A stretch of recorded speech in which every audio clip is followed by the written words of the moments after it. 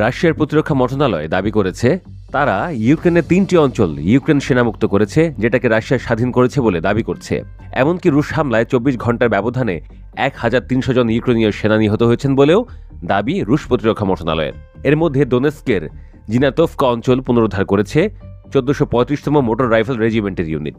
এছাড়া ক্রাসনো আর্মিসকে ইউক্রেনীয় সেনাদের ইউনিট ধ্বংস করে দিয়েছে বলে দাবি করছে রুশ ওই মন্ত্রণালয়। রাশিয়ার সেনাবাহিনী পূর্বাঞ্চলীয় ইউনিট জাপোরিঝিয়ায় নভোই ও সোলৎকি অঞ্চল মুক্ত করেছে বলেও দাবি উঠেছে।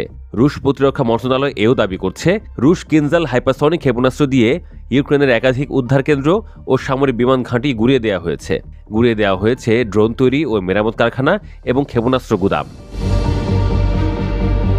সোমবারও গণমাধ্যমগুলো জানিয়েছে ইউক্রেনের বিদ্যুৎ কেন্দ্রগুলো লক্ষ্য করে রাশিয়া ব্যাপক হামলা চালানোর পর দেশটিতে বিদ্যুৎ বিপর্যয় দেখা দিয়েছে। অন্ধকারাচ্ছন্ন হয়ে পড়েছে বিভিন্ন অঞ্চল। রোববার 8 থেকে 16 ঘন্টা পর্যন্ত বিদ্যুৎ বিভ্রাটের সতর্কতা জারি করেছে দেশটির বিদ্যুৎ বিতরণ সংস্থা ইউক্রেনেরগো। হামলার জেরে ইউক্রেনের বিদ্যুৎ উৎপাদন সক্ষমতা শূন্যের কোঠায় নেমে এসেছে বলে জানিয়েছে সংস্থাটি। গত কয়েক মাসে ইউক্রেনের বিভিন্ন অবকাঠামোয় হামলার তীব্রতা বাড়িয়েছে রাশিয়া। দেশটির বিভিন্ন অঞ্চলে জ্বালানি অবকাঠামো লক্ষ্য করে শুক্রবার থেকে শনিবার পর্যন্ত কয়েকশো ড্রোন হামলা চালায় মস্কো। ইউক্রেনের কর্মকর্তাদের দেওয়া তথ্য অনুযায়ী এই হামলায় অন্তত 7 জন নিহত হয়েছেন। স্থানীয় টেলিভিশন ইউনাইটেড নিউজকে ইউক্রেনের জ্বালানি মন্ত্রী ভিতলানা গ্রিনচুক বলেছেন যে শত্রুরা ব্যালিস্টিক ক্ষেপণাস্ত্র দিয়ে ব্যাপক হামলা চালিয়েছে। এটি প্রতিহত করা খুবই কঠিন। আগ্রাসন শুরু হওয়ার পর জ্বালানি অবকাঠামোর উপর এমন হামলা আগে হয়নি। ইউক্রেনের পররাষ্ট্রমন্ত্রী আন্দ্রে সিবিয়া জানিয়েছেন রুশ ড্রোন হামলায় ইউক্রেনের পশ্চিমাঞ্চলের প্রত্যন্ত এলাকায় 2টি পারমাণবিক বিদ্যুৎ উপকেন্দ্রের ব্যাপক ক্ষতি হয়েছে। তিনি এই ঘটনায় প্রতিক্রিয়া জানাতে আন্তর্জাতিক পরমাণু শক্তি সংস্থার প্রতি আহ্বান জানিয়েছেন।